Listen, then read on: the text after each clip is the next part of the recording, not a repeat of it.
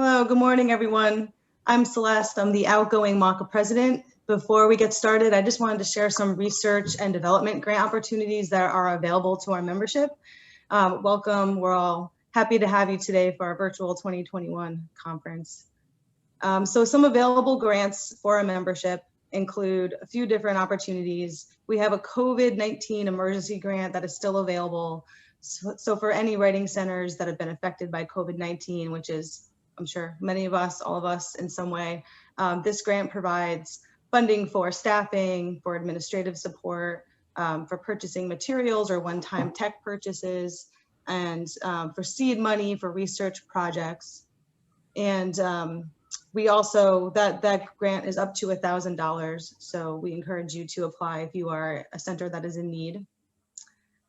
The second grant opportunity we have is the MACA Research Grant for the advancement of underrepresented writing center professionals. And this is awarded up to $1,000. This grant assists writing center administrators from underrepresented populations in the Mid-Atlantic region and enables writing center administrators of color or administrators from institutions that serve historically underserved populations to cover research expenses for ongoing projects or new projects. And the third grant that we offer are ongoing regional grants that are focused on supporting professional development in your area. So any kind of networking opportunities, workshops, events that you'd like to host, there's an opportunity there for funds to support guest speakers, materials, tech support for mini regionals. And then finally, and this one is coming up in the near future, we have grants available this year to send 3 of our members of the MACA community to the International Writing Center Association Summer Institute. This is taking place virtually, and the grants would cover the registration fee for the conference. So that deadline is coming up towards the end of April. So we'll send out a newsletter with some more information on these grants. You can also visit our website, maca.org, for more information. And again, these are all available to our membership. So if you have yet to become a member and you'd like to, you can become a member at maca.org. So with that, I'm going to turn it over to our incoming president, Jen Callahan.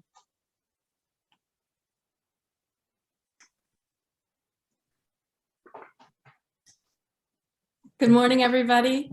It's so great to be here. I am really excited to start my 2-year term as president of MACA. The purpose of MACA, as you may know, is to support your day-to-day work in writing centers, your research, and professional development. So in other words, it exists to give back to its members. So to that end, I would love it if as many of you as possible would join us for the executive board meet and greet at 11:30 till noon, so right after this session. It'll be an opportunity for you to meet the executive board members who are remaining on and to tell us a little bit about your needs and what we can do for you. Also, it will be a chance for you to ask us about what it's like to be on the board and to explore the possibility of nominating yourself or someone that you know to be on the ballot for the executive board. Voting is going to take place next week, and there is still time to nominate someone and to get on the ballot. So we are still looking for nominees for vice treasurer and undergraduate student rep. And I know there are many awesome undergraduate students out there who would be great additions to the board. And finally, before I turn things over to the conference chairs, I'd like you all to join me in 2 rounds of applause. I don't know if you can access the reactions button at the bottom of Zoom. If you can do that. If there is no reaction button at the bottom of your Zoom screen, you can all please turn on your video and applaud with me. So first of all, I would like to say thank you to the board members whose terms are ending as of this conference, and in particular to our outgoing president, Celeste Del Russo. who is incredible and has been calm and encouraging, and has carried MACA through the last 2 years, which were pretty tough times. So thank you so much to Celeste for everything. And I'd also like to give a big thank you and round of applause to our conference organizers, Carrie Rinaldi and Erica O'Mahony. You know, there was a time when we thought, are we even going to be able to have a conference this year? And thanks to Carrie and Erica, we're all able to be here today for this great keynote speaker and all of the wonderful events that are scheduled for the afternoon. So a big round of applause for them, and then we'll turn it over to the chairs.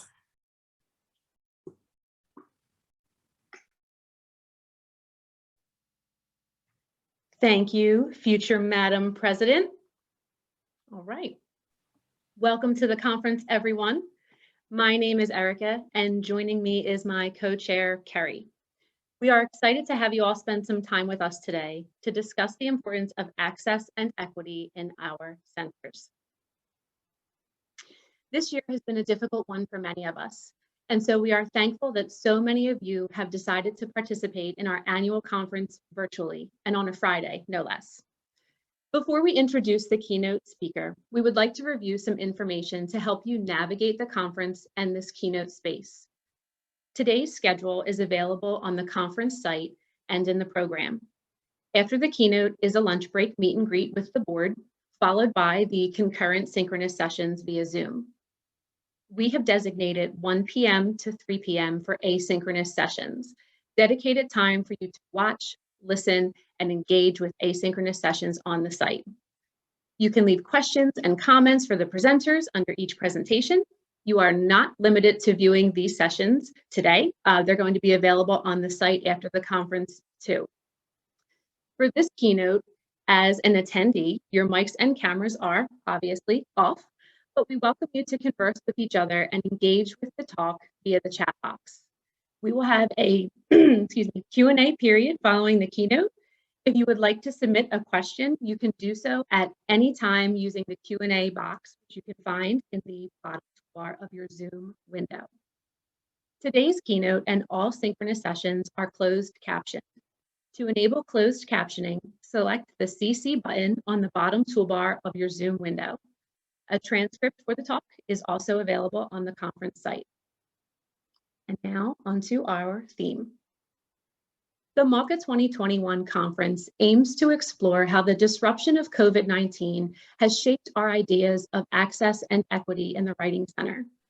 In our own work, we have found that the COVID pandemic has disrupted our typical and comfortable systems, bringing into sharp focus issues related to accessibility, equity, and disability in our writing centers. As each of us reflect on the ways our current circumstances have forced us to adapt, uncovering previously unrecognized barriers and inaccessible practices, we also want to consider how the adaptations we have made can be extended into the future to create more inclusive centers. And there is no better person to school us in that arena than our keynote. When selecting our keynote, it was important for us to choose someone who not only acknowledges, but also contests the pervasive ableism that exists in academia. We are thrilled to introduce Dr. Allison Hitt as our keynote speaker today. Dr. Hitt is Assistant Professor of Rhetoric and Composition at Ball State University. Her work has been published in a range of journals and collections, including Routledge Handbook of Digital Writing and Rhetoric, Composition Forum, the Oxford Guide for Writing Tutors, and Praxis. Dr. Hitt's first book, Rhetorics of Overcoming, is forthcoming from NCTE. Her book explores the conventional perception that disabilities must be overcome in order for a person to be considered valuable or successful, and how this perception influences disability and accessibility in the composition classroom. Dr. Hitt has written and presented extensively on accessibility, universal design, and pedagogical practices that value student embodiment. For nearly a decade, she has been challenging writing centers to consider not just our physical and virtual spaces, but the tutoring practices we employ each day. Dr. Hitt has consistently brought to light the idea that all bodies and minds are worthy of consideration, not just during a pandemic, but always. We are so thankful to Dr. Hitt for joining us today at the MACA 2021 conference, and we look forward to learning more about how we can put her insightful work into practice to improve equitable access in our writing centers. Without further ado, we present our 2021 keynote, Dr. Allison Hitt.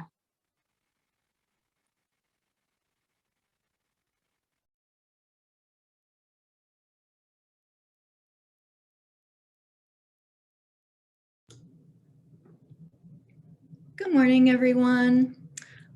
Thank you, Carrie, for that introduction. So I wanted to start with just a brief access invocation. So, this digital space might allow you to engage this keynote in ways that are more accessible than a face-to-face conference. And I hope that you will engage with this in whatever ways are most meaningful and accessible to you. Even though your cameras are off, feel free to walk, pace, stretch, rock, stim or roll, maybe even eat some food. And before I begin too, I'd really like to thank Carrie Rinaldi and Erica Omahani for inviting me to be here with all of you today and for being so thoughtful about accessibility, both with this keynote and in the presentation guide they created. This kind of work ensures that we can share knowledge and ideas in ways that are truly accessible and equitable. So, my talk today is Centering Disability in the Writing Center, Moving Beyond Access and Toward Accessibility. Writing centers have a rich history of fighting against the label that they are merely sites for remediation, focusing instead on providing individualized instruction, crafting alternative pedagogies, and creating inclusive spaces for diverse student populations. Disciplinary conversations about disability, however, have not often mirrored the push against remediation for which writing centers have historically advocated. Sorry, I don't have, oh, there we go.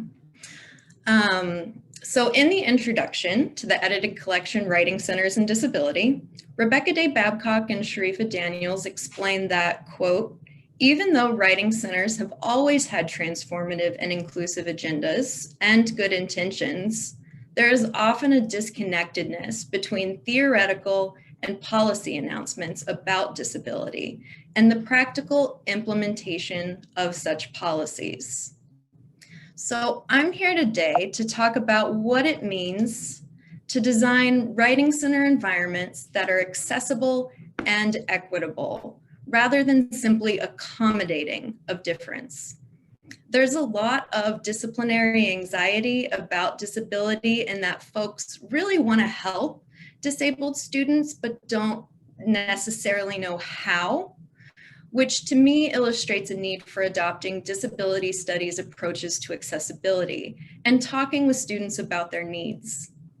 Ultimately, I want to use this time to think through how we might be unintentionally denying access to disabled students and the ways in which we can be more mindful of disabled embodiments in writing center spaces, both in this current moment of the pandemic and beyond.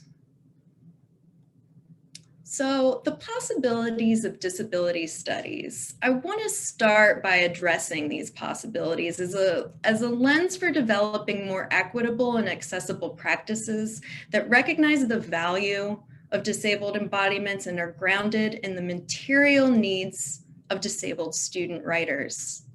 Specifically, I want to address 3 different approaches to accessibility that disability studies can help us think about. Medicalized approaches to disability and accessibility, accommodation approaches, and justice approaches.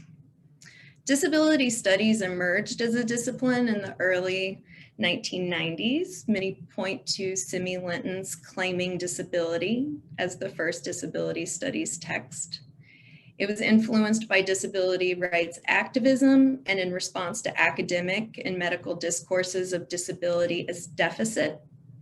For years, the only discourses that circulated about disability were firmly rooted in scientific and medical discussions that pathologized disability. So on the screen is an image, an adapted image from Shel Silverstein. You see this text that says inequality, unequal access to opportunities. We see the tree with apples kind of leaning to the side, and the apple is falling down into what is hopefully going to be the hands of a small boy who's going to catch the apple. So medicalized approaches to disability insist that students' individual deficits must be treated or cured if possible. In the Writing Center, this coincides with a remediation model of tutoring that relies on diagnosis and individual accommodations that treat medical symptoms and characteristics rather than the dynamic needs of students. All students who enter a Writing Center are treated individually and thus as different from one another in terms of what they bring to the center, the assignment and their interpretation of it, their writing and rhetorical ability, how they learn and compose. The problem then is not positioning disabled students as different or as individuals. What is troubling though is the idea that disabled students are treated so differently that they must be diagnosed and work with tutors who have specialized knowledge about disability. Perhaps even more troubling is tutors and administrators determine that disabled student writers are beyond help. These disability discourses create an either-or binary, where tutors either must be experts or they can't work with disabled student writers. A binary that leaves no room for the input of disabled student writers who are often experts in their own learning and writing needs. An example of medical model discourse is Steve Sherwood's 1996 article, Apprentice to Failure, Learning from the Students We Can't Help.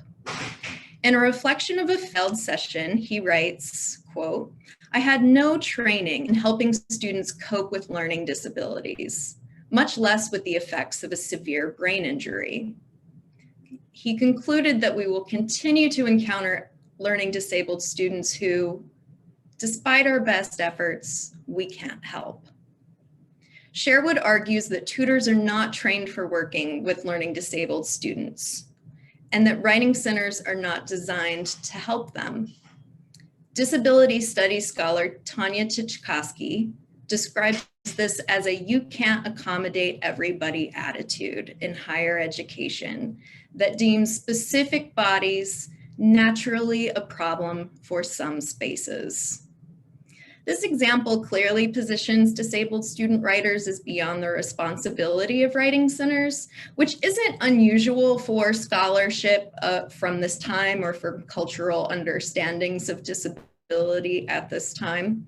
But there are other less explicit ways that this manifests too. For example, in the article Caring for Students with Disabilities, Redefining Welcome as a Culture of Listening, Leslie Angsley and Maureen McBride reflect on a study geared toward orienting tutors to different ways of engaging disabled student writers. Prior to implementing this training, the authors observed that many of their consultants reacted negatively to students' non-normative behaviors. For example, they note that writing consultants indicated that various bodily habits and performances distracted their ability to listen, as well as how silence or not talking was also a noted distraction. Some of these behaviors include slow or fast speech, strong accents, mumbling, speaking softly, not talking or talking for extended periods of time, students who repeat themselves while talking, talking down at the table or at their laptop, continuously moving, fidgeting, leg shaking, touching their phone or looking at their phone, biting fingers or clothing, looking down or making uninterrupted eye contact, and closed body position. I see myself in these examples because I am often at odds in writing center spaces. For example, I am not an auditory processor. When I read a paper out loud, I then immediately have to read it silently to be able to talk with a student about their essay. I avoid eye contact and I scratch at my hands when working with students. I interrupt and repeat myself. Colleagues inquire about my diagnoses. They want me to disclose. So on this slide, it's similar to the previous image. It says equality, question mark, evenly distributed tools and assistance. And so we see this tree again with the apples, right? But there are two ladders. So there's the person on the left collecting apples, and there's the person on the right with a ladder too, but the tree is leaned towards the person on the left. So the person on the right can't access that even though they have the same ladder, right?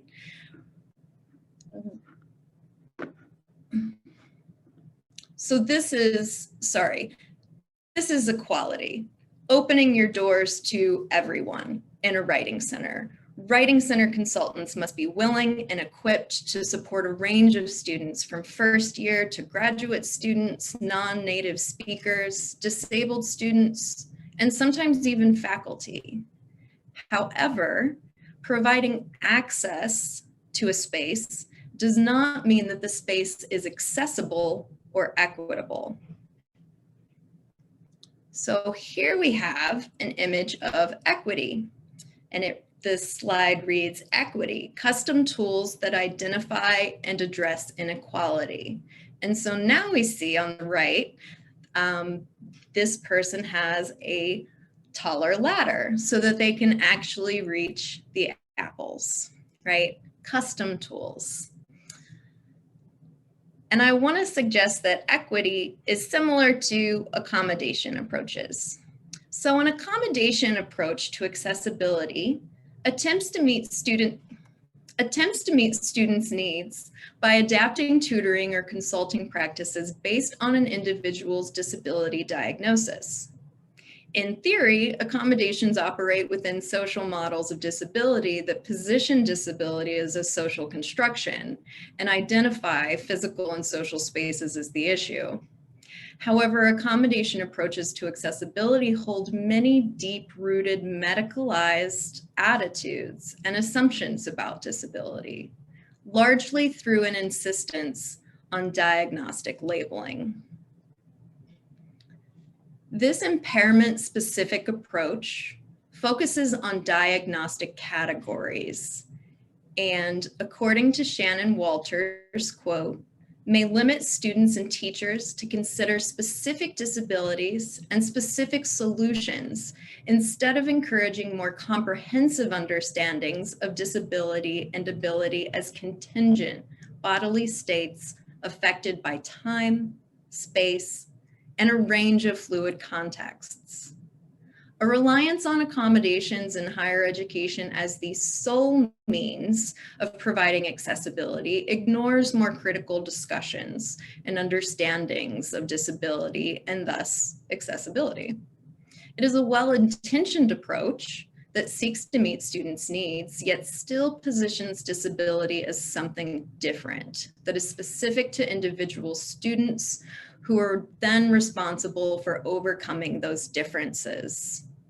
In my forthcoming book, I explore how rhetorics of overcoming, the idea that disabled students must overcome their disabilities in order to be successful, to fit in, or to meet the standard, manifest in writing pedagogies through medical model desires to diagnose students or encourage them to self-disclose, and then default to accommodating practices that treat disability as a static entity that folks experience the same way. So there are many issues with this diagnose and accommodate approach. In a recent issue of College English, Annika Conrad discusses access fatigue, the everyday pattern of constantly needing to help others participate in access, a demand so taxing and so relentless that at times it makes access simply not worth the effort. Many disabled students are very familiar with the ways they learn best, or at least the ways that they do not learn best. However, as Conrad notes, it's important not to assume that disabled folks automatically or instinctively know how to, or always want to, advocate for their own access, which requires substantial emotional and mental labor. Similarly, we can't assume that disabled student writers have official diagnoses, want to disclose them, or will disclose them. In her article on rhetorical agency and disclosing in academic writing, Stephanie Kirschbaum argues that disability disclosures exist within complex systems of circulating narratives of disability and able-bodiedness, relationships among interlocutors, and institutional and environmental contexts. That is, people make sense of different discourses in relation to their own experiences and goals for how they want to identify themselves and be identified by others. And students often engage in a process of what Tara Wood calls risk management when making choices about when and where to disclose. Most Writing Center research that addresses disability explicitly recommends either trying to identify diagnostic characteristics and accommodate students based on those characteristics, or encouraging students or tutors to disclose. While these are both well-intentioned, perhaps one more than the other, disclosure is not always necessary to creating accommodating spaces or developing accessible practices. To engage in accessible Writing Center practices, tutors must adapt to students' different embodied practices, recognizing that all students who enter the Writing Center will learn and compose in different ways for different purposes. In their edited collection, Multiliteracy Centers, Teddy Fishman reminds us that the ability to adapt is more critical than any particular or specific accommodation. Adaptation is key, and this is an emerging trend of Writing Center scholarship about disability. For example, in 2015, Praxis published a special issue called Disability in the Writing Center. The scholarship in this issue departs significantly from much of the work written about disability because there aren't any articles that advocate for specific practices for specific diagnoses. Instead, there's a thread of advocating for universally designed practices, hiring disabled tutors and directors, and discussing disability in tutor training courses.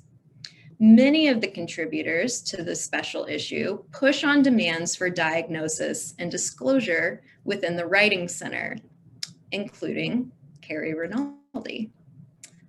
One of the most important things to remember when working with a student with a disability, therefore, is that they know themselves best. This means that no matter what we've read about that disability, we should defer to the student because that student's preferences and self-knowledge are far more important than their disability. In fact, I will even go so far as to say that disclosure is not even a necessary part of the conversation when working with a student with a disability. In addition to an overemphasis on diagnosis and disclosure, a second issue with accommodation approaches is that they function as afterthoughts, added on components, retrofits. So this slide shows the same image as the title slide. It's an image of a spray painted brick wall. There's a kind of old seen better days, sign bolted to the wall that says accessible entry.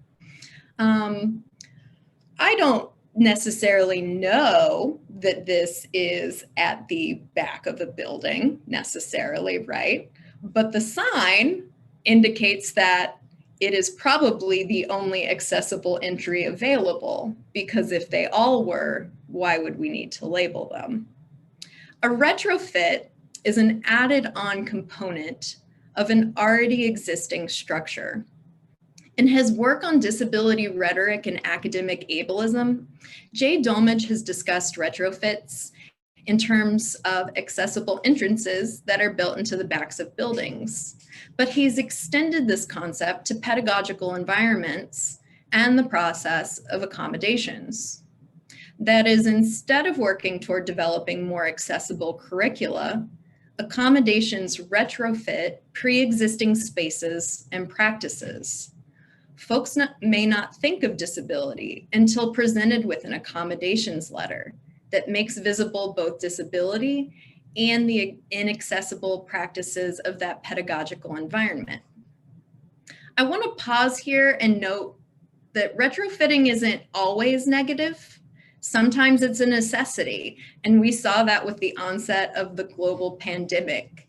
As universities shut down last spring, instructors and writing center administrators scrambled to retrofit their practices to account for a wide range of access needs in this new digital environment. Retrofitting was necessary. However, it is a temporary solution. What I want to suggest is something more radical than accommodation. A version of accessibility that is rooted in students' material experiences, that is collaborative and reflective. Accessibility driven by social justice and student agency, rather than accessibility driven by obligation. So on this slide, we have an image of Mia Mingus, a black and white image of her. She is an Asian American. She's smiling at the camera. In her work on transformative justice, educator and organizer Mia Mingus argues that you work to not only address the harm and the immediate needs the harm created, but you also make sure that the harm does not happen again, and that you are working to transform the conditions that allowed the harm to happen in the first place.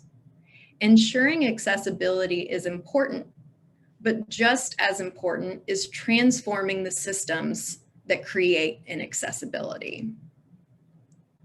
So here we have the fourth version of this illustrated image. This last one is justice, fixing the system to offer equal access to both tools and opportunities. So here we have this setup of the apple tree. It's no longer leaning to the left because we have support beams in place. We're trying to straighten it out. Both people can access it the same way, right? We both have the people accessing it, and we're addressing the actual issue, the root issue. Oh, root, trees. I did that on purpose, obviously. So what is this kind of justice approach to disability? Individualized access, where texts and practices are retrofitted and accessibility takes place at the individual level, simply isn't enough to create accessible pedagogical environments. As a field, I want us to move away from access for access' sake and toward an ethic of accessibility that prioritizes disability justice in our classrooms, our research spaces, our writing center environments, even in our, casual interactions in the hallway. Shifting focus to disability justice and developing an ethics of accessibility means actively working to show disabled students that we support them, value a wide range of embodied rhetorical practices, and prioritize access through course design and everyday practices. It necessarily involves collaboratively working with disabled students and faculty, rather than making decisions about accessibility that are based on isolated interactions with students or scholarship that generalizes disabled experiences. As the famed disability rights slogan states, "Nothing about us without us." A simple yet important step in creating a culture of accessibility is to have direct and honest conversations with each other and students. Many of us who do disability work have heard the reoccurring question, "I have a student with this disability. What would you do?"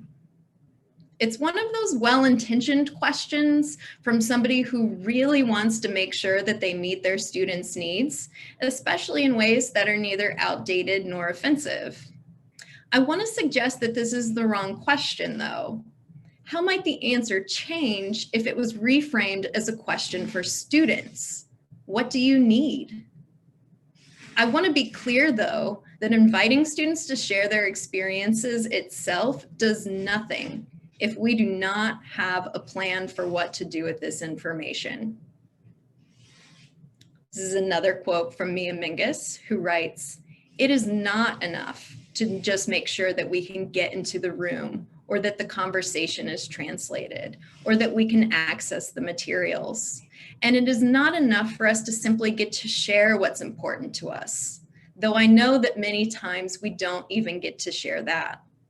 If no one knows how to hold what we are sharing, if no one knows how to understand and fully engage with what we are sharing." As I have argued elsewhere, many folks respond to disclosures within the framework of disability as deficit, responding to characteristics rather than what this means for students' access needs. Disrupting this process means listening, really listening to students' disclosures of what disability means to them. Asking disabled students to share their experiences and access needs cannot just be treated as one more step in a linear process of access that retrofits pre-existing practices. Rather, disabled embodiments are transformative to accessible pedagogy and must be treated as such. So, shifting focus a little, looking at disability and accessibility in times of disruption. And I just saw this image on Instagram this week, and it really, you know, we're in March, another March of this pandemic, and I am looking for hopeful things, right? And I saw this illustration from Molly Costello. It's a beautiful illustration. We see this kind of dandelion, which, you know, some people would argue is a weed, some people would argue is a flower. I'm going to argue it's a flower.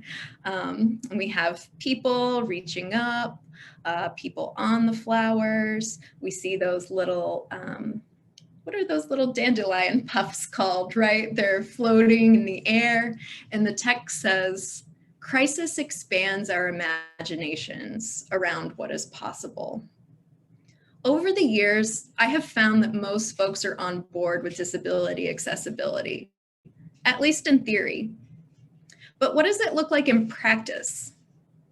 Elsewhere, I've written about the potentials of multimodality and universal design for learning as frameworks for ensuring equitable and flexible pedagogical environments with multiple access points for both disabled and non-disabled students.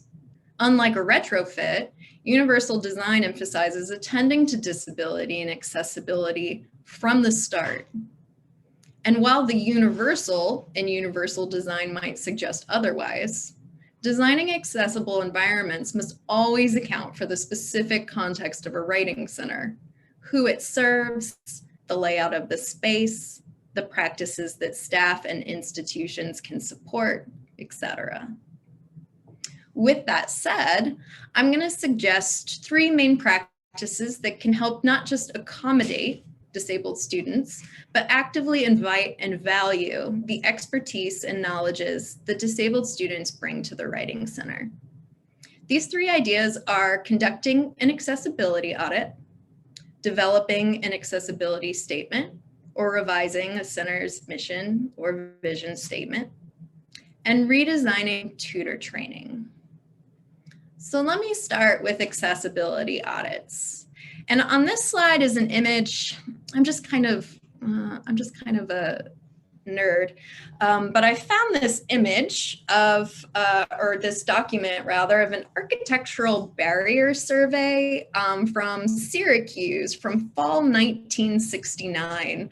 The fraternity Alpha Phi Omega started a national accessibility campaign and decided to audit their campuses for accessibility. So they're looking at parking facilities, entrances to buildings, restrooms, dormitories, right? An accessibility audit is not a new concept.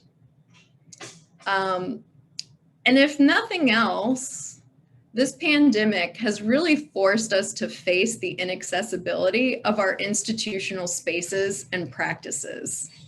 An accessibility audit that takes stock of your institutional context and whether there are physical or pedagogical barriers that exclude disabled student writers is an important step towards accessibility.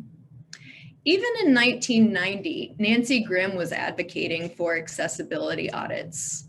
In tutoring dyslexic college students, what these students teach us about literacy development, she reflects on how her Writing Center staff relied on research firmly situated in the medical model when learning disabled students first started frequenting her Writing Center. Quote, implicating the student's memory as a static diseased entity. The rote exercises that emerged from this research were neither appropriate. Oh, I'm sorry, I just completely misread that. Rewinding. She reflects on how Writing Center staff relied on research firmly situated in the medical model when learning disabled students first started frequenting her Writing Center. Quote, implicating the student's memory as a static, diseased entity. The instruction that results from this model is decontextualized rote training, end quote. The rote exercises that emerged from this research were neither appropriate nor useful for students. After an accessibility check, Grimm was able to identify more inclusive practices for disabled student writers in her university Writing Center and redesign their center's approach to accessibility. Designing pedagogies that prioritize students' material needs and value students' embodied modes of engaging, learning, and composing are key to ensuring accessibility. Accessibility audits range from assessing physical and digital spaces to pedagogical practices and what resources exist at a particular institution. Oops, sorry. So for physical spaces, you might ask, where is your center located? What is the physical layout of the space? Is it one large room? Or are there smaller rooms available? Is the setup configurable through modular tables and rolling chairs? Although some spaces are redesigned to support multiple rooms and new technologies, a Writing Center doesn't need to change completely to improve accessibility, as demonstrated with the multiplicity and flexibility of spatial configurations, tables and chairs with wheels, cubicles or open spaces, overstuffed chairs, and computer stations. An accessibility audit should also consider digital spaces, especially right now. As folks have moved online, what technologies are you using to communicate with students and conduct tutoring sessions? Do those technologies have captioning abilities and options for students and tutors to communicate through different modes? If your Writing Center operates its own website or social media accounts, are the content and media elements accessible to blind and learning disabled users? Do they follow the web content accessibility guidelines? An accessibility audit also means considering pedagogical practices. What are your center's best practices? Who might be excluded from them? Are these practices theoretically grounded and informed by students' material needs? Do you have a feedback system in place for students to share what practices work or didn't work for them? And then finally, institutional resources are important to take stock of. Do you have a relationship with folks in your university's counseling center and Office of Disability Services? Are there resources available for disabled students, tutors, and administrators? Ideally, an accessibility audit is not performed by a single person. Like other forms of accessibility, it should be a collective process that involves input from both disabled and non-disabled folks, and from directors, tutors, and especially students. For example, a Writing Center director can easily determine whether or not they have established a relationship with the Office of Disability Services on campus. But how easily can they assess whether or not disabled tutors and tutees' needs are actually being met? The second idea that I want to suggest for centralizing disability and building equitable, accessible spaces is developing an accessibility statement, or similarly, revising your center's vision statement. For example, in their article, What About Access? Writing an accessibility statement for your writing center, Andrew Appleton Pine and Karen Morosky-Rigney suggest that writing an accessibility statement is one way to enact disability justice. They argue that by publicizing the statement, you tell writers that they are valued. You tell faculty members that they can collaborate with you in accommodating writers. You tell student support offices on your campus that you are an intentional and engaged program seeking to do the hard work of learning and then learning anew how best to serve students. This is a straightforward way to communicate with students and faculty across the university that the Writing Center is a space dedicated not to remediating disability, but instead actively engaging in the process of ensuring disability accessibility. Similar to an accessibility statement, which can appear on a Writing Center's website, it's worthwhile to evaluate your current mission or vision statement. For example, in their discussion of safe spaces for mentally disabled tutors, Hillary Degner et al. Note that in addition to revising their tutor training and inviting folks from disability services to talk with students, they wanted to clarify their Writing Center's mission statement and strategic goals to better reflect the needs of those who visit, as well as those who work there. The third suggestion I want to make is redesigning tutor training. Shifting the culture of accessibility in writing centers involves being mindful of disability and creating spaces to address attitudes and understandings, which takes me to this idea. Tutor training is an important space for educating consultants about strategies that enable student agency and approach disability from a cultural framework rather than a diagnostic one. In the article, Changing Notions of Difference in the Writing Center, The Possibilities of Universal Design, Jean Kadeish and Sue Dinitz offer a clear model for applying theories of universal design to Writing Center training.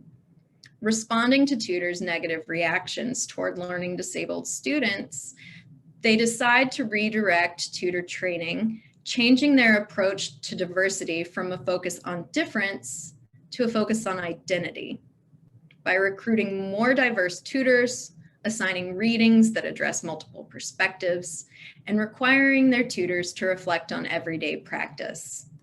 They invited somebody from their university support services to talk to tutors about the harm in developing specific practices for disabled students, because all students come to writing centers with different knowledges and abilities.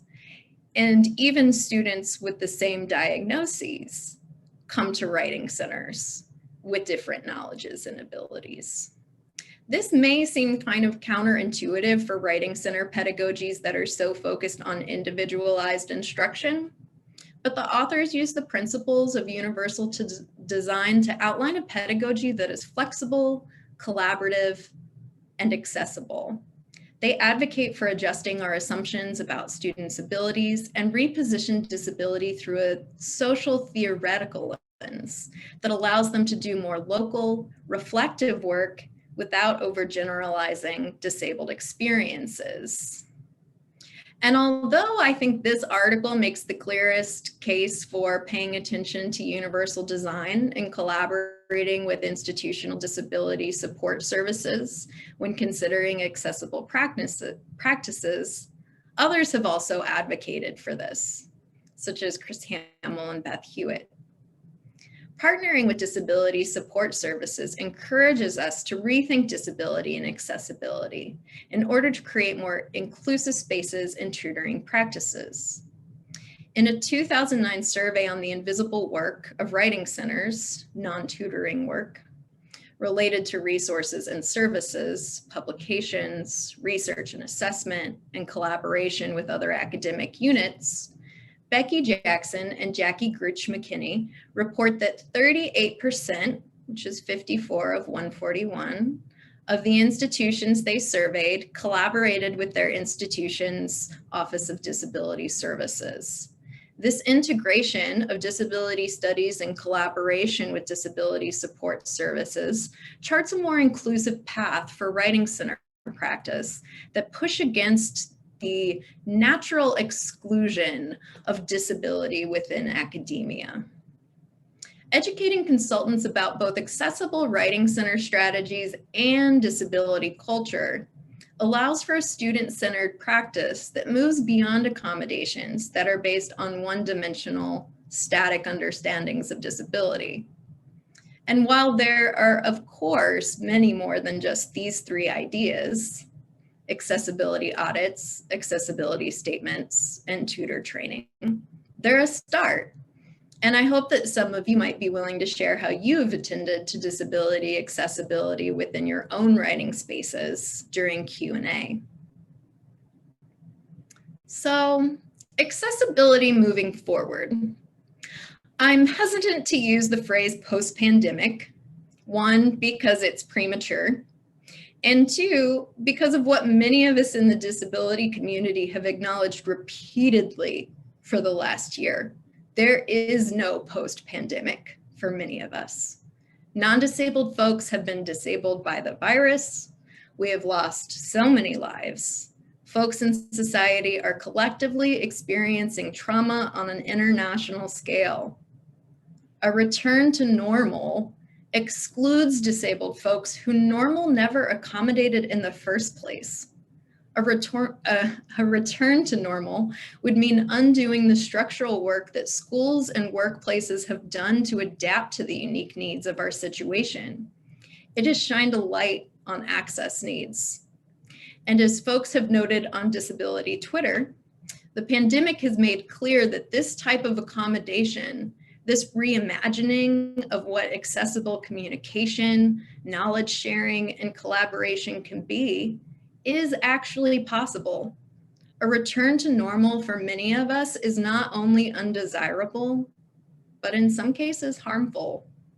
Moving forward, I hope that folks continue to have these hard conversations about accessibility.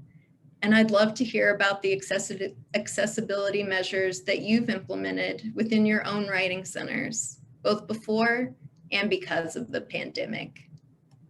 Thank you. Thank you so much, Dr. Hepp. We're going to move on to the Q&A portion now. If you would like to ask a question while we are going through the questions, you may still enter them into the Q&A box. The first question asks, thank you so much for your wonderful talk, Dr. Hepp. I'm wondering if you can speak to how centering disability in our practices might require us to rethink our central pedagogical tutoring practices, such as non-directive tutoring, or valuing noisy writing centers, for instance.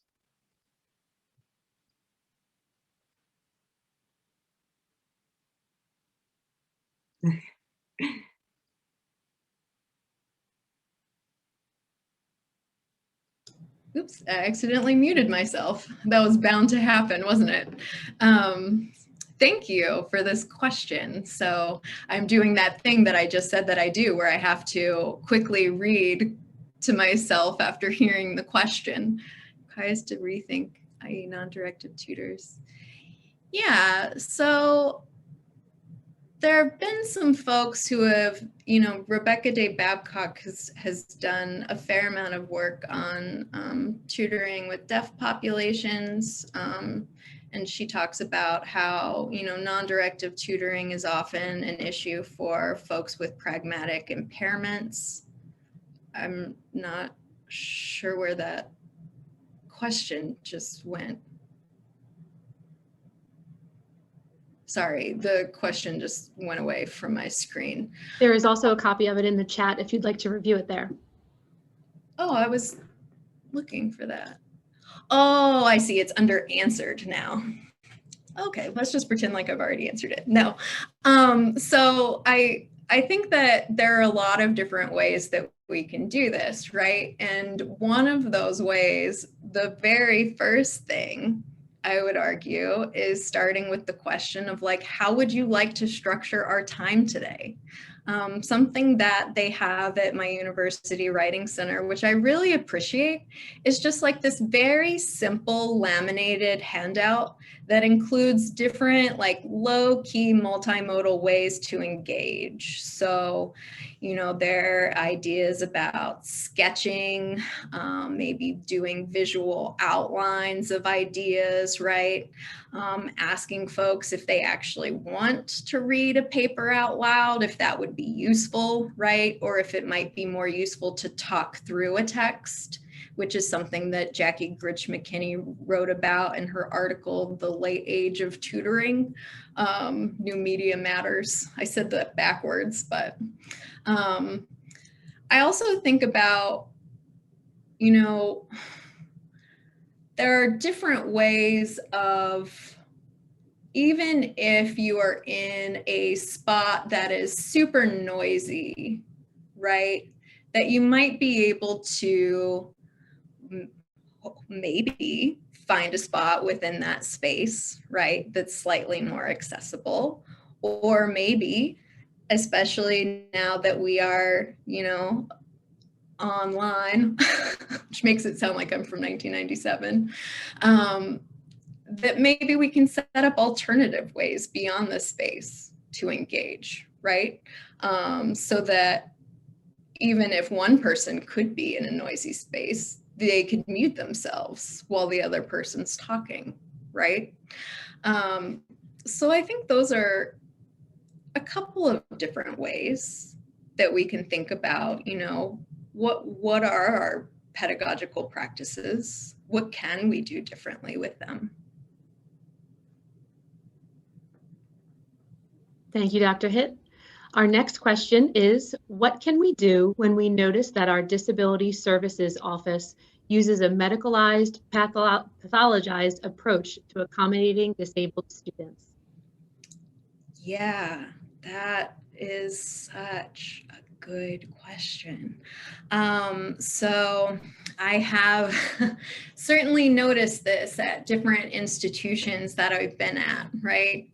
Some are a little bit more informed by principles of universal design than others. And maybe you see that in who can actually be accommodated. At my previous university, for example, the last semester I was there, they finally decided that it would be appropriate to accommodate mental disabilities, right? Before then, it had been a very contested situation that was not an appropriate thing to accommodate, that those students were not qualified for reasonable accommodations, right? And I think that also kind of speaks to that pathologizing. There's only so many kinds of disabilities that we accommodate. Sometimes you see maybe just physical or just learning disabilities that a office might work with. And I think for something like that, it's useful to, still have obviously those conversations, but also maybe point to some different information, data. I know some folks in writing studies, such as Jay Dolmage and Margaret Price. I think it was actually the Committee on Disability Issues and College Composition put together a statement. I can't think of when it was, sometime within the last 10 years, which is not a very helpful time frame, that specifically was for disability services offices and had information about best practices, language, right? National data. That doesn't necessarily mean that if you present that information that office is going to say like, oh yeah, we're going to change our practices immediately. Thank you for this document, right? But I think it starts an important conversation, and it might not be, something that has been brought to their attention before. And I think particularly if you're able to point to, this is something that's actively affecting our student population, and we need to be doing something that is more appropriate for them,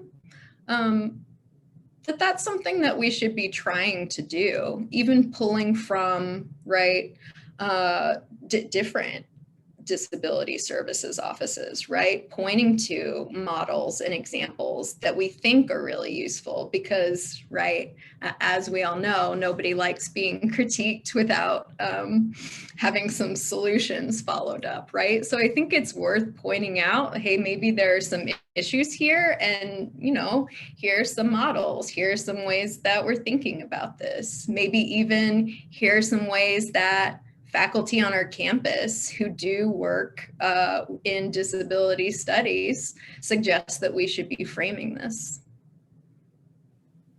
Thank you for that wonderful answer. Okay, our next question, and I promise not to press the button this time because it disappears, is my undergraduate institution's writing center was in a space unavailable to those with physical disabilities. It was up tight stairs, no elevator. They also provided tutoring in the library, which was physically accessible for those with physical disabilities. What other options would you suggest to navigate situations such as these where it's not possible to change the physical location of the writing center? Yeah, that accessibility audit image that I shared, that fraternity actually had decided to do that after they had a fraternity brother who, because the university was inaccessible, they carried up and down the stairs so that he could get to his classes, right? A writing center is in theory supposed to serve every student, right? But a lot of times they are placed in places that are inaccessible, or, you're in one of those English departments that's kind of like a rundown building and just like randomly the elevator stops working. And then what do people do?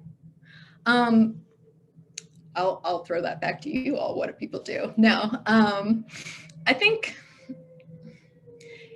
aside from making an argument that it needs to be in a centralized location that everyone has access to, I also think that, I don't really want to position technology as like the end-all save-all, right?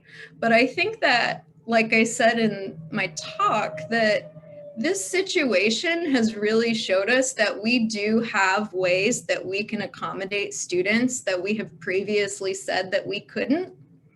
And I don't think that necessarily that means that, physically disabled students must all resort to online tutoring, right? But that could be a retrofitted practice, right? It's a temporary solution until you have something else in place.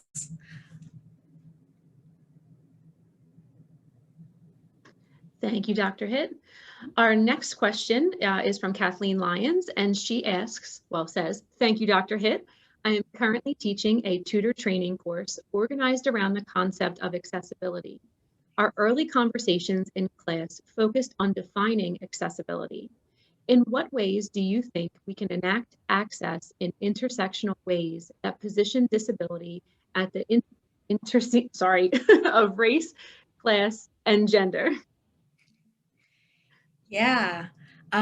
So I get pretty geeked out about accessibility, and I was like, how many different ideas can I pack into one keynote, right? And something that I like to talk a lot about is universal design.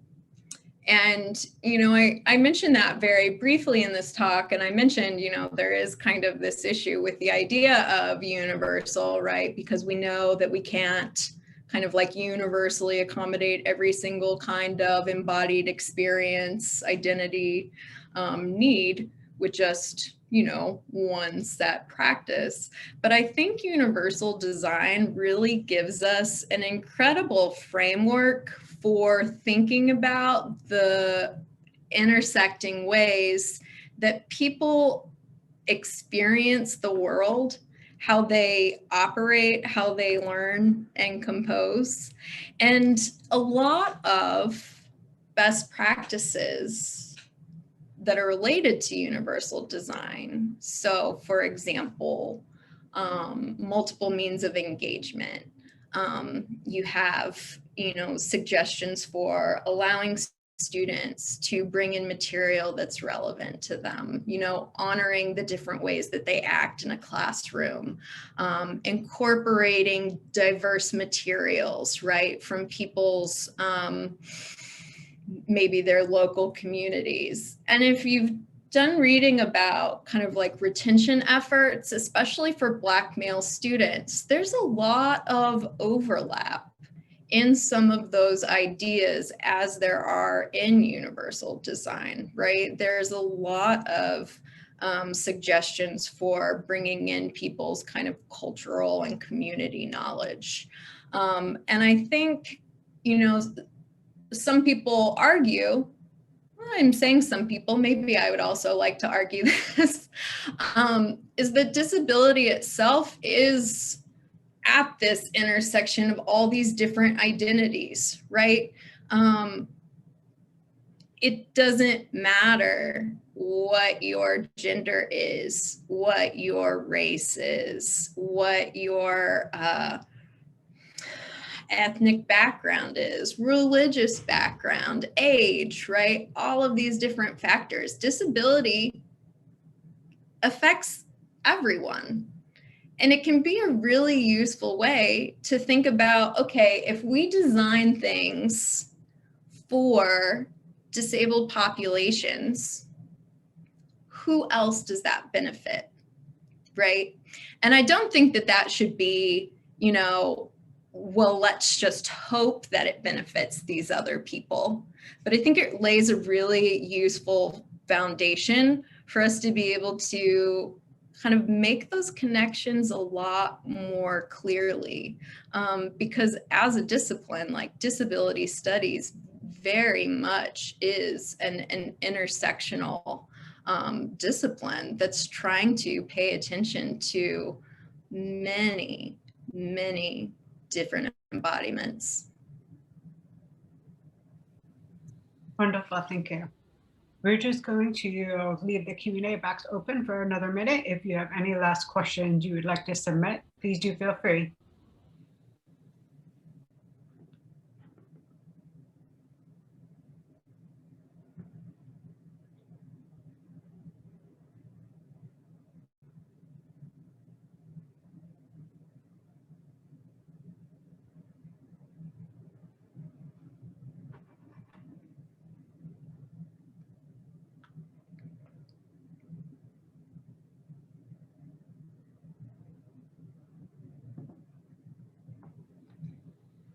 Okay, thank you, everyone. We are going to wrap up. Dr. Hitt, we would like to thank you once again for sharing with us this morning. And thank you to all of our attendees for joining us. It was a pleasure to have you here today. We'd also like to send a special thank you to all of our presenters today, both for their time and their dedication to ensuring their presentations are accessible. Next, Please feel free to join us in the MACA board meet and greet during the lunch break. Following lunch, our synchronous sessions begin at noon. Enjoy your day, everyone.